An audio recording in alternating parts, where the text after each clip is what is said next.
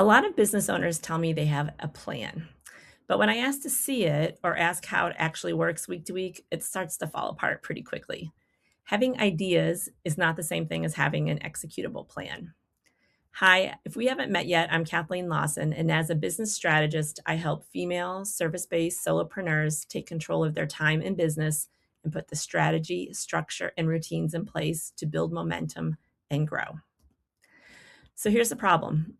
Business owners, they care very deeply about their businesses and they think about them constantly. They have intentions, they have goals, they have notes, they have this is what I'm going to focus on this quarter. And because they spend time thinking about it, it feels like a plan. But thinking about your business is not the same thing as building a structure to execute it.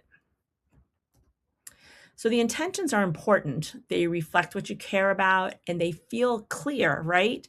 Things like grow my business, show up more consistently, focus on marketing. But intentions don't tell you what happens next Tuesday morning at 10 o'clock, right? Executable plans do. Executable plans create movement. So let's walk through how to tell the difference. So if you have your plan, I've got a couple of test questions for you. So the first one is it written down? Not in your head, not scattered across a bunch of notebooks or on sticky notes, but in one place that you can work from. If you cannot pull it up and actually use it, it's not a plan yet. Okay, second question. Is it tied to time? As in, when do the things happen? Where does it live on your calendar? Is the time protected? If it's not scheduled, it's not a plan yet, it's aspirational. Third question, does it account for your capacity?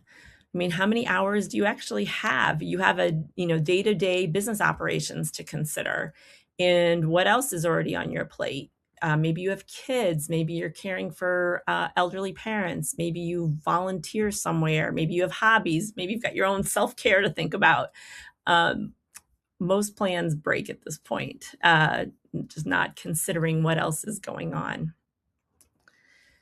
The fourth test here is about resources. Have you identified what you'll actually need in terms of time, in terms of money, in terms of skills, maybe people you have to hire or computer systems that you have to implement? I can't tell you how many times I've seen plans just sort of come to a halt fairly far down the line because this hasn't been thought about. And all of a sudden it's like, oh, I don't actually have the money to do this, or, oh, I need to hire this person. And it didn't occur to me that it was going to take a month or 6 weeks to find the right person. So if your plan requires resources that you haven't thought about and secured, then it's kind of fragile. And then fifth is the outcome driver clearly defined. This is about how specific and executable the plan is. So for example, if your plan is, my plan is to grow my business, I mean, that feels really good, but that's not executable. That's not specific enough. But if you think about, all right, if I'm going to grow my business, what drives that?